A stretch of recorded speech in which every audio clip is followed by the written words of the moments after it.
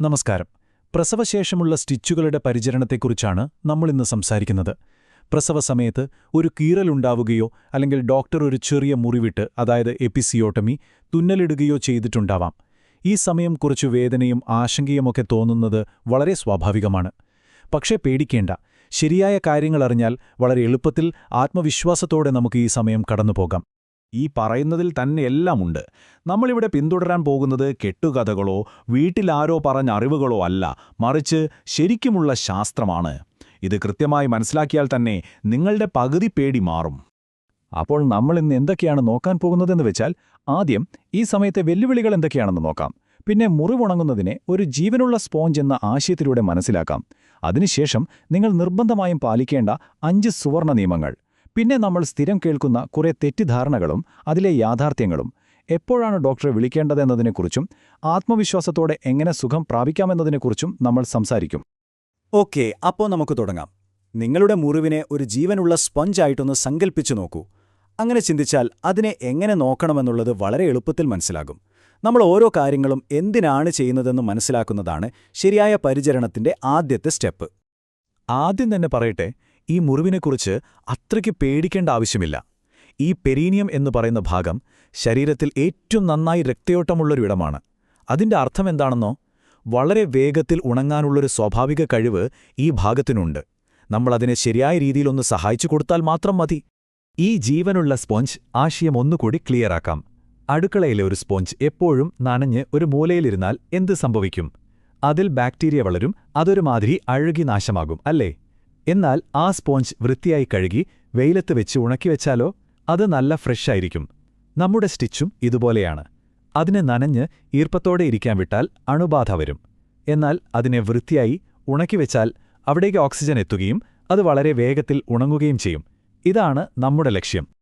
അപ്പോൾ നമ്മുടെ ഈ ജീവനുള്ള സ്പോഞ്ചിനെ ആരോഗ്യത്തോടെ വൃത്തിയായി സൂക്ഷിക്കാൻ നമ്മൾ എന്തു ചെയ്യണം?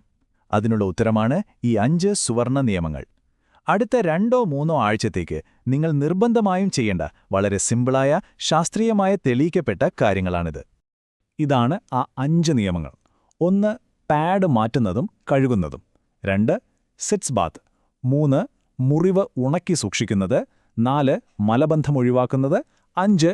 വേദന കൺട്രോൾ ചെയ്യുന്നത്. സിമ്പിളല്ലേ? ഇനി ഇവ ഓരോന്നും എങ്ങനെയാണ് ചെയ്യേണ്ടതെന്ന് നമുക്ക് വിശദമായിട്ട് നോക്കാം. ഒന്നാമത്തെ കാര്യം വൃത്തി. ഓരോ 3-4 മണിക്കൂർ കൂടുമ്പോൾ പാഡ് മാറ്റണം. കഴുകുമ്പോൾ ജെറ്റ് സ്പ്രേയുടെ ശക്തി ഒരുപാട് കൂട്ടിവെക്കരുത്. ഏറ്റവും പ്രധാനപ്പെട്ട കാര്യം, വെള്ളം എപ്പോഴും മുന്നിൽ നിന്ന് പിന്നോട്ടൊഴുകുന്ന രീതിയിൽ വേണം കഴുകാൻ. കാരണം പിന്നിൽ നിന്ന് മുന്നോട്ട് കഴുകിയാൽ മലദ്വാരത്തിലെ ബാക്ടീരിയകൾ മുറിവിലേക്കെത്താനും ഇൻഫെക്ഷൻ ഉണ്ടാകാനും സാധ്യതയുണ്ട്. കഴുകിയ ശേഷം തുണി വെച്ച് അമർത്തി തുടയ്ക്കരുത്. പതുക്കെ ഒപ്പിയെടുക്കുകയേ ചെയ്യാവൂ. രണ്ടാമത്തെ നിയമം, സിറ്റ്സ് ബാത്ത്. ഇത് വെറുതെ വേദന കുറയ്ക്കാൻ മാത്രമല്ല, ഇതൊരു ചികിത്സ തന്നെയാണ്. ഒരു ബേസിനിലോ ടബിലോ ഇളം ചൂടുവെള്ളമെടുത്ത് ഒരു 10-15 മിനിറ്റ് അതിലിരിക്കുക. ഈ ചൂട് കാരണം അവിടേക്കുള്ള രക്തയോട്ടം കൂടും. കൂടുതൽ രക്തം എന്ന് പറഞ്ഞാൽ കൂടുതൽ ഓക്സിജനും പോഷകങ്ങളും. അപ്പോൾ മുറിവ് വളരെ വേഗത്തിൽ ഉണങ്ങും. മൂന്നാമത്തെ നിയമം, നമ്മുടെ സ്പോഞ്ചുദാഹരണം ഓർമ്മയില്ലേ? ഈർപ്പമാണ് നമ്മുടെ ഏറ്റവും വലിയ ശത്രു. അതുകൊണ്ട് ഓരോ തവണ കഴുകിയ ശേഷവും സിറ്റ്സ് ബാത്തിന് ശേഷവും അടിവസ്ത്രം ഇടുന്നതിനു മുൻപായി ഒരു 10-15 മിനിറ്റ് ആ ഭാഗം കാറ്റുകൊണ്ട് ഉണങ്ങാൻ അനുവദിക്കണം. വേണമെങ്കിൽ ഹെയർ ഡ്രയർ കൂൾ സെറ്റിംഗിലിട്ട് കുറച്ച് ദൂരെ നിന്ന് പിടിച്ചുണക്കാം. നാലാമത്തെ നിയമം, ഈ ഒരു നമ്പർ മറക്കരുത്, 3 ലിറ്റർ. നിങ്ങളുടെ സ്റ്റിച്ചുകളുടെ ഏറ്റവും വലിയ ശത്രു മലബന്ധമാണ്. ടോയ്ലറ്റിൽ വെച്ച് ഒരുപാട് മുക്കേണ്ടി വന്നാൽ അത് സ്റ്റിച്ചുകൾക്ക് വലിയ സമ്മർദ്ദമുണ്ടാക്കും. ചിലപ്പോൾ പൊട്ടിപ്പോകാൻ വരെ കാരണമാകും. ഇത് ഒഴിവാക്കാനുള്ള ഏറ്റവും എളുപ്പമുള്ള വഴിയാണ് ദിവസവും കുറഞ്ഞത് 3 ലിറ്റർ വെള്ളം കുടിക്കുന്നത്. വെള്ളം കുടിക്കുന്നതിനൊപ്പം ടോയ്ലറ്റിൽ പോകുമ്പോഴും ചില കാര്യങ്ങൾ ശ്രദ്ധിക്കാം. ഇന്ത്യൻ ടോയ്ലറ്റാണെങ്കിൽ ആദ്യത്തെ കുറച്ചാഴ്ചകൾ ഒരു കമ്മോഡ് ചെയർ ഉപയോഗിക്കുന്നതാണ് നല്ലത്.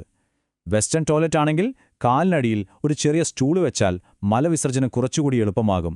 അഞ്ചാമത്തെയും അവസാനത്തെയും നിയമം, വേദന സഹിച്ച് ധീരയാകാൻ ശ്രമിക്കരുത്. ഡോക്ടർ തന്നിട്ടുള്ള വേദന സംഹാരികൾ കൃത്യസമയത്ത് കഴിക്കുക. വേദനയില്ലാതെ ഇരുന്നാലേ നിങ്ങൾക്ക് കുറച്ചെങ്കിലും നടക്കാൻ പറ്റും. ഈ ചെറിയ നടത്തം രക്തയോട്ടം കൂട്ടാനും മുറിവ് വേഗമുണങ്ങാനും സഹായിക്കും. അതുപോലെ കാലുകളിൽ രക്തം കട്ടപിടിക്കുന്ന DVD പോലുള്ള അപകടങ്ങളെ തടയാനും ഇത് അത്യാവശ്യമാണ്. പ്രസവശേഷമുള്ള പരിചരണത്തെക്കുറിച്ച് വീട്ടിലും നാട്ടിലുമൊക്കെ ഒരുപാട് ഉപദേശങ്ങൾ കിട്ടാറില്ലേ? അതിൽ പലതും സത്യത്തിൽ അപകടം പിടിച്ച തെറ്റിദ്ധാരണകളാണ്. അപ്പോൾ എന്താണ് ശരി, എന്താണ് തെറ്റ് എന്ന് നമുക്ക് കൃത്യമായി മനസ്സിലാക്കാം. ഇത് കേൾക്കാത്തവർ കുറവായിരിക്കുമല്ലേ? മുറിവ് വേഗം ഉണങ്ങാൻ മഞ്ഞൾ പുരട്ടണം, ഡെറ്റോൾ ഒഴിച്ച് കഴുകണം, നെയ്യ് തേക്കണം എന്നൊക്കെ. ഇതൊക്കെ ശരിയാണോ? ഉത്തരം വളരെ ലളിതമാണ്. ഒരിക്കലും ചെയ്യരുത്. ഡെറ്റോൾ പോലെയുള്ള കെമിക്കലുകൾ മുറിവുണങ്ങാൻ സഹായിക്കുന്ന നല്ല കോശങ്ങളെപ്പോലും നശിപ്പിക്കും. മഞ്ഞളും നെയ്യുമൊക്കെ നമ്മുടെ സ്പഞ്ചിൽ ഈർപ്പം കെട്ടി നിർത്തും. ഇത് ബാക്ടീരിയകൾക്ക് വളരാനുള്ള ഒരു പെർഫെക്റ്റ് സ്ഥലമാക്കി അതിനെ മാറ്റും. അതുകൊണ്ട് ഓർക്കുക, ഏറ്റവും മികച്ചതും സുരക്ഷിതവുമായ മാർഗം വെറും പ്ലെയിൻ ചെറു ചൂടുവെള്ളമാണ്. അതുമാത്രം മതി. വേറൊരു പരീക്ഷണത്തിനും പോകേണ്ട. ഇനി അടുത്തത്, ഇത് കുറച്ചും കൂടി അപകടം പിടിച്ചൊരു ഉപദേശമാണ്. സ്റ്റിച്ചുകൾ ഉണങ്ങിക്കിട്ടാൻ വേണ്ടി വെള്ളം കൂടി കുറയ്ക്കണം എന്ന് ചിലർ പറയാറുണ്ട്. അതിന്റെ സത്യാവസ്ഥ എന്താണെന്ന് നോക്കാം. ഇത് വളരെ അപകടകരമായ ഒരു തെറ്റിദ്ധാരണയാണ്. നമ്മൾ നേരത്തെ പറഞ്ഞ കാര്യം ഒന്നുകൂടി ഓർമ്മിപ്പിക്കുന്നു. സ്റ്റിച്ചുകൾ പൊട്ടിപ്പോകാനുള്ള ഒന്നാം നമ്പർ കാരണം മലബന്ധമാണ്. വെള്ളം കുടിക്കുന്നത് കുറച്ചാൽ മലം കല്ലുപോലെയാവും. മലബന്ധം ഉറപ്പാണ്.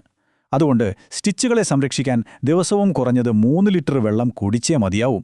ഭക്ഷണത്തിന്റെ കാര്യത്തിലാണ് അടുത്ത പേടിപ്പെടുത്തൽ. പരിപ്പ് കഴിക്കരുത്, എരിവ് കഴിക്കരുത്, അതൊക്കെ കഴിച്ചാൽ സ്റ്റിച്ചിൽ പഴുപ്പ് വരും എന്ന് പറയുന്നത് കേട്ടിട്ടില്ലേ? ഇതിൽ 1% പോലും സത്യമില്ല. പഴുപ്പുണ്ടാകുന്നത് ബാക്ടീരിയൽ ഇൻഫെക്ഷൻ കാരണമാണ്, അല്ലാതെ നിങ്ങൾ കഴിക്കുന്ന പരിപ്പോ മുളകോ കാരണമല്ല. സത്യം പറഞ്ഞാൽ പരിപ്പ്, മുട്ട, ചിക്കൻ പോലുള്ള പ്രോട്ടീൻ അടങ്ങിയ ഭക്ഷണങ്ങളാണ് മുറിവുണങ്ങാൻ ശരീരത്തിന് ഏറ്റവും അത്യാവശ്യം. കാരണം പുതിയ കോശങ്ങളുണ്ടാക്കാൻ ശരീരത്തിന് പ്രോട്ടീൻ കൂടിയേ തീരൂ. ഇനി പറയുന്ന കാര്യങ്ങൾ വളരെ ശ്രദ്ധിച്ച് കേൾക്കണം. ഇതൊക്കെ നിങ്ങളുടെ ശരീരത്തിന്റെ അപായ സൂചനകളാണ്, റെഡ് ഫ്ലാഗുകളാണ്. ഈ ലക്ഷണങ്ങൾ കണ്ടാൽ ഒരു കാരണവശാലും അവഗണിക്കരുത്. ഉടൻ തന്നെ ഡോക്ടറെ അറിയിക്കണം. പനിയോ വിറയലോ ഉണ്ടെങ്കിൽ ശ്രദ്ധിക്കുക. സാധാരണ ബ്ലീഡിങ്ങിന്റെ ഗന്ധമല്ലാതെ പുളിച്ചതോ ചീഞ്ഞതോ പോലുള്ളൊരു ദുർഗന്ധം വരുന്നുണ്ടെങ്കിൽ അത് ഇൻഫെക്ഷന്റെ ലക്ഷണമാകാം. വേദന കുറയുന്നതിനു പകരം സഹിക്കാൻ പറ്റാത്ത രീതിയിൽ കൂടിക്കൂടി വരികയാണെങ്കിലോ അല്ലെങ്കിൽ സ്റ്റിച്ചുകൾ വിട്ടുപോയതായി തോന്നുകയാണെങ്കിൽ 1 നിമിഷം പോലും വൈകരുത്. ഉടൻ തന്നെ വൈദ്യസഹായം തേടുക. ഈയൊരു സന്ദേശത്തോടെ നമുക്ക് അവസാനിപ്പിക്കാം. നിങ്ങളുടെ ശരീരം വളരെ വലിയൊരു കടമ്പയാണ് കടന്നുപോയത്. അതിനിപ്പോൾ വേണ്ടത് സമയവും ശരിയായ പരിചരണവുമാണ്. എന്തെങ്കിലും ബുദ്ധിമുട്ടുണ്ടെങ്കിൽ അത് നാണക്കേട് വിചാരിച്ച് ആരോടും പറയാതെ സഹിച്ചിരിക്കരുത്. ഇരിക്കാനോ നടക്കാനോ ബുദ്ധിമുട്ടുണ്ടെങ്കിൽ അത് തുറന്നു പറയണം. സഹായം ചോദിക്കാൻ ഒരിക്കലും മടിക്കരുത്. നിങ്ങൾക്കിത് സാധിക്കും. നിങ്ങൾ ഒറ്റയ്ക്കല്ല.